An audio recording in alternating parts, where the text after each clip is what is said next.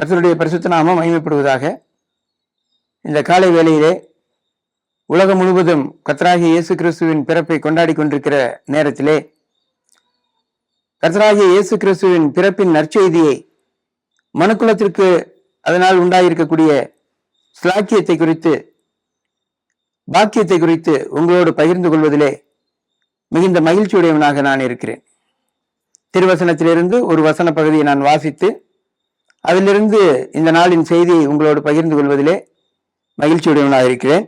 தீத்துவுக்கு எழுதின நிருபம் 3ஆம் அதிகாரம் 4, 5 ஆகிய வசனங்களை நான் வாசிக்கிறேன்.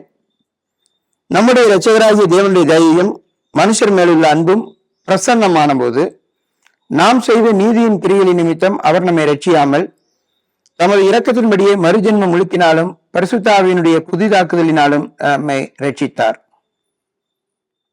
நம்முடைய இரட்சகராகிய தேவனுடைய தயையும் மனுஷர் மேலுள்ள அன்பும் பிரசன்னமானது என்று சொல்லி பார்க்கிறோம்.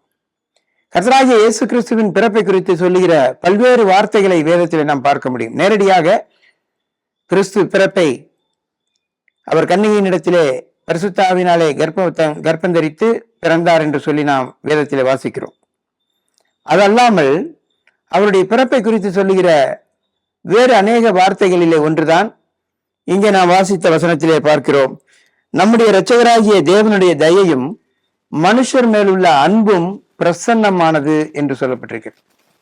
கிறிஸ்துவின் பிறப்பை ஒரு மகிழ்ச்சிகரமான செய்தியாக பரலோகத்தினுடைய பார்வையிலே சொல்லக்கூடிய ஒரு வார்த்தையாக தான் நாம் இங்கே பார்க்கிறோம். மனுஷர் மேலுள்ள அன்பு பிரசன்னமானது என்று சொல்லி பார்க்கிறோம். தேவனுடைய தயையும் மனுஷர் மேலுள்ள அன்பும் பிரசன்னமானது. பிரசன்னமானது என்ற வார்த்தை ஒரு விசித்திரமான, ஒரு வினோதமான வார்த்தையாக இருக்கிறது. அந்த வார்த்தையினுடைய அர்த்தம் தோன்றுதல், வெளிப்படுதல் என்ற அர்த்தமாகும். அதாவது இருளில் இருக்கக்கூடிய, இருள் சூழ்ந்திருக்கிற சூழ்நிலையிலே இரவு நேரம் முடிந்து காலை கதிரொளி தோன்றும் நேரத்திலே எப்படி பகலவனின் ஒளி வீசுகிறதோ அதுபோல இம்மனுக்குலத்தின் மீது இருக்கக்கூடிய கவ்வி இருக்கக்கூடிய காரிருள், ஆத்மீகமாய் இருக்கக்கூடிய காரிருள் நடுவிலே கர்த்தராகிய இயேசு கிறிஸ்துவின் பிறப்பு என்பது ஒரு அருணோதயம் போல, சூரிய உதயத்தை போல, வெளிச்சம் பிரகாசிப்பிக்கக்கூடிய சூரியோதயத்தை போன்றதாய் இருக்கிறது என்று சொல்லி இந்த வசனத்திலிருந்து நாம் அறிகிறோம்.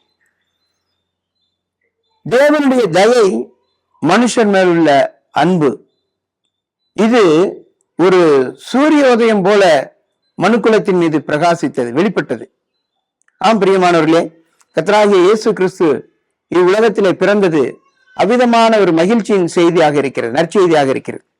இதே காரியத்தை குறித்து லூக்கா சுவிசேஷம் 1ஆம் அதிகாரம் 78, 79 வசனத்திலே நாம் வாசிக்கிறோம். அந்தகாரத்திலும் மரண இருளிலும் உட்கார்ந்திருக்கிறவர்களுக்கு வெளிச்சம் தரவும், நம்முடைய கால்களை சமாதானத்தின் வழியிலே நடத்தவும், அவ்விரக்கத்தினாலே உன்னதத்திலிருந்து தோன்றிய அருணோதயம் நம்மை சந்தித்திருக்கிறது என்று சொல்லி பார்க்கிறோம். இங்கேயும் கூட நான் சொன்ன வண்ணமாக தேவனுடைய இரக்கத்தினாலே உன்னதத்திலிருந்து தோன்றிய அருணோதயம் நம்மை சந்தித்திருக்கிறது. மனுக்குலத்தின் மீது வைத்திருக்கிற தேவனுடைய அன்பு கர்த்தராகிய இயேசு கிறிஸ்துவின் பிறப்பிலேதான் வெளிப்பட்டது. அது அவர் பிறந்த பொழுது மனுமக்களுக்கு ஒரு நற்செய்தியாக அறிவிக்கப்பட்டது. ஆனால் செயல் அளவிலே அது கர்த்தராகிய இயேசு கிறிஸ்துவனுடைய சிலுவை மரணத்திலே தேவன் தம்முடைய அன்பை வெளிப்படுத்தினார், விளங்க பண்ணுகிறார் என்று சொல்லி நாம் வாசிக்கிறோம். அப்போ இந்த உலகத்திலே மனுமக்களின் மீதுள்ள தேவனுடைய தயையும் அன்பும் எவ்விதமாக வெளிப்பட்டது என்று சொன்னால், கிறிஸ்து இந்த உலகத்திலே மாம்சத்திலே வெளிப்பட்டதன் மூலமாக, தெய்வகுமாரன் மாம்சத்திலே மனிதனாக பிறந்ததின் மூலமாக தேவனுடைய அன்பு வெளிப்பட்டது என்று சொல்லி பார்க்கிறோம். பிரியமானவர்களே, கடவுள் நம்மை எவ்வளவாக நேசிக்கிறார் என்பதை இதிலிருந்து தேவன் நமக்கு வெளிப்படுத்துகிறார்.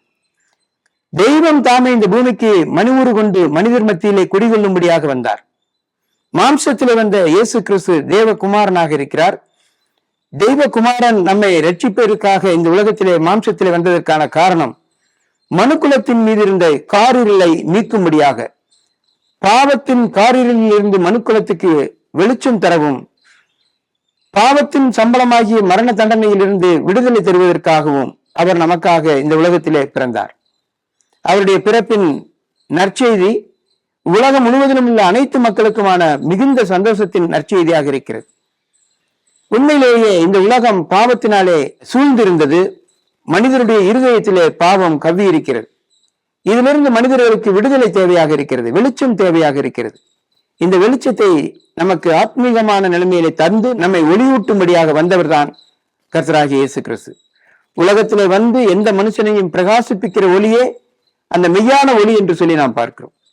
ஆகவே இந்த நாளிலே கிறிஸ்து பிறப்பின் கொண்டாட்டத்தை உலகம் கொண்டாடி கொண்டிருக்கிற நேரத்திலே நாம் இந்த நேரத்திலே கிறிஸ்துவின் பிறப்பை குறித்து அறிந்து கொள்ள வேண்டிய ஒரு முக்கியமான நற்செய்தி, உலகம் எங்கும் இருக்கக்கூடிய சகல மனிதர்களுக்கும் பாவ இருளிலிருந்து வெளிச்சம் தருவதற்காக உன்னதத்திலிருந்து தோன்றிய அருணோதயமாக தேவகுமாரன் இந்த உலகத்திலே அவதரித்தார்.